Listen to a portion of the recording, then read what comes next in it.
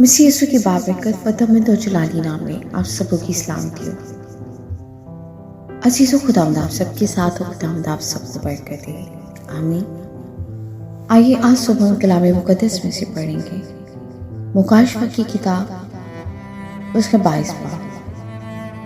देख मैं जल्द आने वाला हूँ और हर एक के काम के मुआफ़िक देने के लिए अजर मेरे पास है।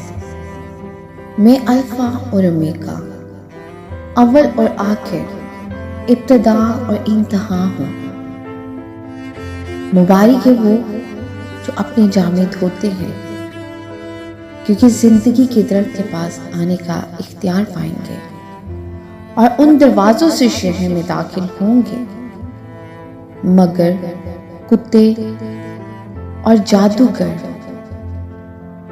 और हरामकार और खूनी और बुत परस्त और झूठी बात का हर एक पसंद करने और गिरने वाला बाहर रहेगा। आमीन। खुदा के जिंदा पाक नाम के पढ़े और सुने जाने में उसकी बरकत हो। खुदा उनका शुक्र हो।